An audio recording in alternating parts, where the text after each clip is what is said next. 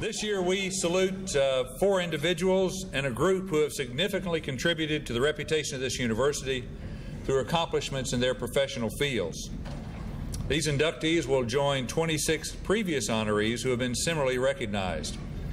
Plaques honoring these individuals have been added to the Hall of Distinguished Alumni Recognition area and the lobby of the Downing University Center. And if you enter the Downing Center from the diddle side, it'll be on your left-hand side up high, and I hope you'll take a chance to take the opportunity to look at those.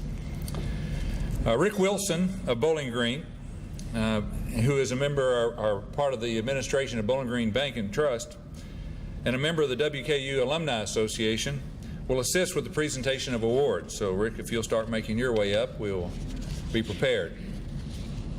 I want you to make yourselves comfortable so that you can see here as well as this screen, because you're going to be kind of looking back and forth, and I think, except in this area where some of you are turned around, that should work pretty well for all of you. So just so you won't have to shift back and forth, if you can situate yourselves, this would be a good time to do that so you can see both areas.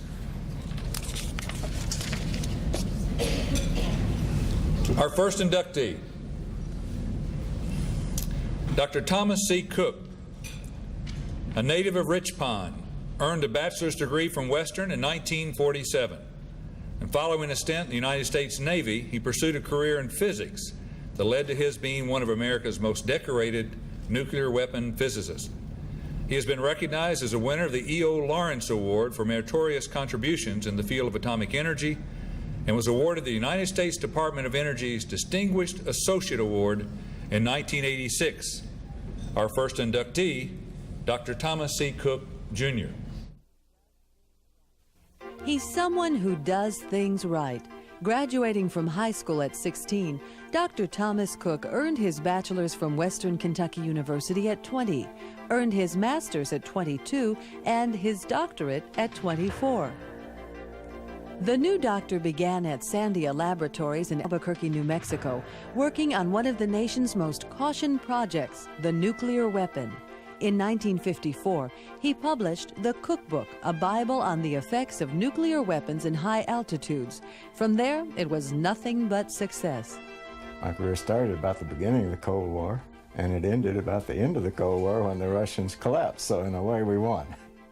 From section supervisor in 1955 to head the Livermore, California site to his retirement in 1986, Dr. Cook was instrumental in the design of underground nuclear test techniques.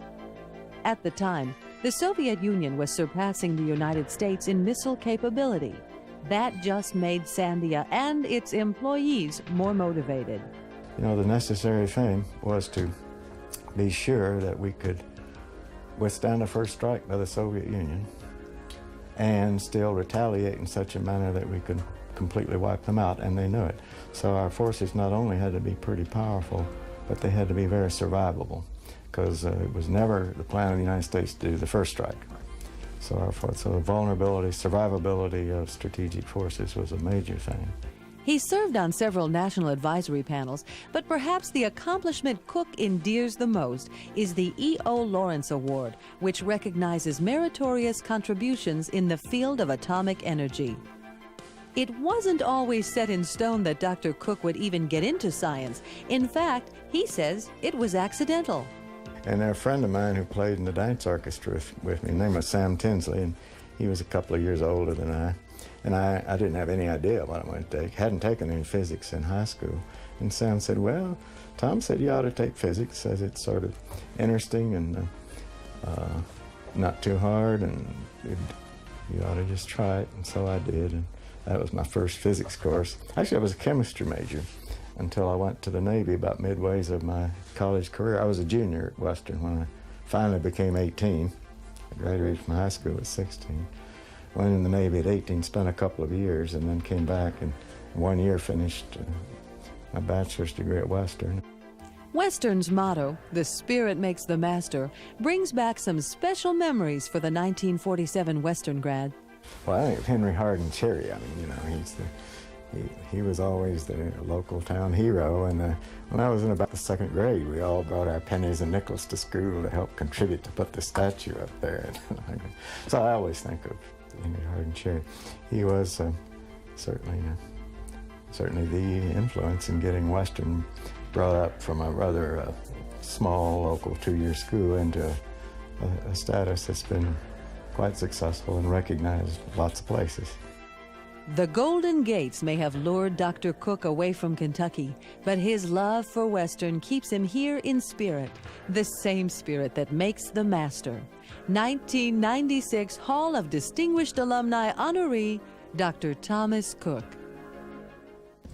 Well, I did leave here in 1947, graduated from Western, and that was a big year in many ways. The other big thing that happened to me is I married my next-door neighbor, Virginia, Preston, and we took off for other parts of the world, mostly California and New Mexico, the West, and we never got back.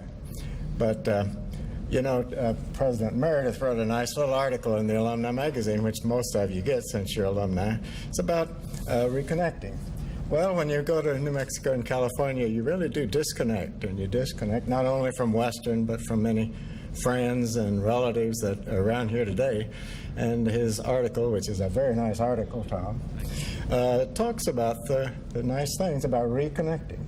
And I got to admit, it was very nice to reconnect with the physics department this morning. I spent the morning up there, which was just pleasant and so different from what it was when I was 49 years ago. It was a long time ago. And at any rate, I've enjoyed it, and it's a very, very nice occasion, and I appreciate it very much. And thank Western for recognizing me.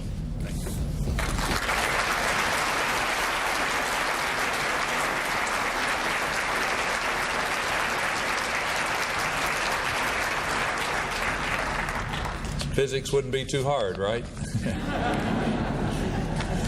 Dr. Magruder, you need to use that line and recruit students into physics.